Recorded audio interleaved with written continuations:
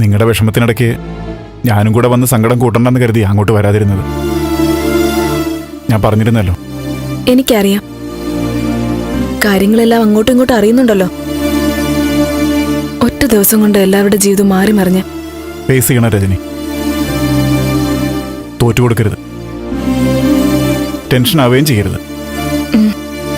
Social മീഡിയയിൽ വന്ന വാർത്തകൾ കണ്ട് നിരാശരാവുകയും ചെയ്യരുത്. സത്യം തെളിയുമ്പോൾ ഇന്ന് കല്ലെറിഞ്ഞവർക്ക് തിരിച്ചറിവുണ്ടാവും, പശ്ചാത്തപിക്കും. അതെ, അങ്ങനെ തന്നെയാ. അവിടെ വന്ന് രജനി ആശ്വസിപ്പിക്കണമെന്നുണ്ട്. ഈ വീട്ടിലേക്ക് കൂട്ടിക്കൊണ്ടുവന്നാൽ എന്താന്ന് വരെ ആലോചിച്ചതാ. പക്ഷേ ദേവികയെ കണ്ടെത്തുന്നതിന് മുമ്പ് അങ്ങനെ ചെയ്യുന്നത് ശരിയല്ലാന്ന് തോന്നി. ചില ദിവസം വല്ലാതങ്ങ് പേടി തോന്നും ഗിരി. ഓരോരോ ചിന്തകൾ കടന്നു വരും. ഇടയ്ക്ക് വീട്ടിൽ കണ്ട രൂപത്തേക്ക് ഓർത്ത് ഭയം തോന്നും. ഏയ്, അങ്ങനെയൊന്നും ചിന്തിക്കണ്ട. നമ്മൾ പേടിക്കാൻ നിന്നാലേ നമ്മുടെ നിഴല് പോലും നമ്മളെ പേടിപ്പിക്കും. അങ്ങനെ പേടിക്കുന്ന ആളായിരുന്നില്ല ഞാൻ. പക്ഷേ ഇവിടുത്തെ കാര്യങ്ങൾ ആകെ മാറി ഗിരി. ഞാനൊരു കാര്യം ചോദിക്കട്ടെ? തെറ്റിദ്ധരിക്കരുത്. എന്താ ഗിരി? നിന്റെ കാര്യങ്ങൾക്ക് വേണ്ടി ഞാൻ കുറച്ച് സാമ്പത്തികം തന്നോട്ടെ? ഏയ്, എന്താ ഇത്? എനിക്കെന്തിനാ കാശ്? അതൊന്നും വേണ്ട. വീട്ടിലെ കാര്യങ്ങളൊക്കെ എങ്ങനെയാ? അതൊന്നും കുഴപ്പമില്ല. കുഴപ്പമുണ്ട് രജനി.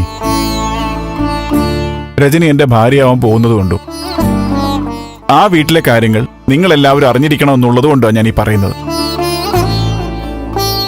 കടുത്ത സാമ്പത്തിക പ്രശ്നത്തിന്റെ നടുവിലാണ് നിങ്ങളിപ്പോ. അതുകൊണ്ട് എന്തെങ്കിലും ആവശ്യമുണ്ടെങ്കിൽ പറഞ്ഞേക്കണം. എനിക്ക് പറ്റുന്നത് ഞാൻ ചെയ്യാം.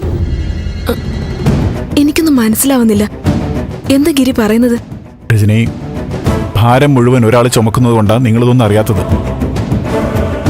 വൈകാതെ വലിയ ബുദ്ധിമുട്ടിലേക്ക് ചന്ദ്രത്തുള്ളവർ പോയേക്കുമെന്ന് എനിക്ക് തോന്നുന്നത്. ഗിരി എന്തൊക്കെയാ വിളിച്ചു പറയുന്നേ? വല്ല സ്വപ്നവും കണ്ടോ? എന്തടിസ്ഥാനത്തിൽ ഇങ്ങനെയൊക്കെ ചിന്തിക്കുന്നേ? ഞാൻ ചിന്തിക്കുന്നതല്ല, സിദ്ധാർത്ഥൻ സാർ തന്നെ പറഞ്ഞിട്ടുള്ളതാ. എന്ത്? ഇന്ന് കുറച്ചു മുമ്പ് സാർ ഇവിടെ വന്നിരുന്നു. എന്നിട്ട്? അതെ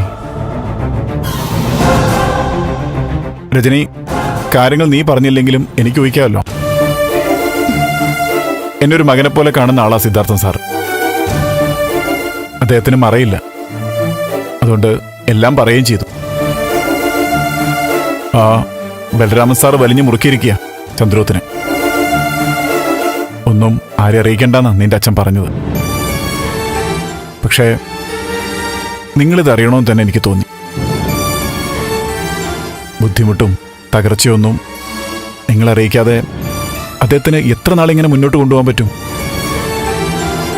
അവിടെ എന്തെങ്കിലും ബുദ്ധിമുട്ടുണ്ടെങ്കിൽ ഒന്ന് പറഞ്ഞാൽ മതി.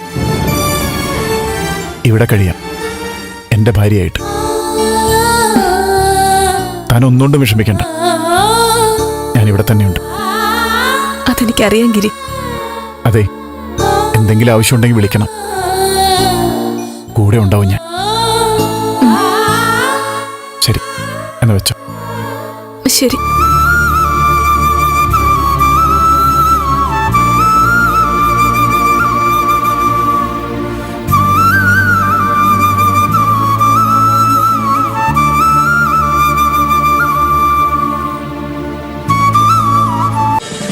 ഫ്ലവേഴ്സ് ഒരുക്കുന്ന കാഴ്ച വസന്തം യൂട്യൂബിൽ പ്രേക്ഷകർക്ക് ലൈവായി കാണാം.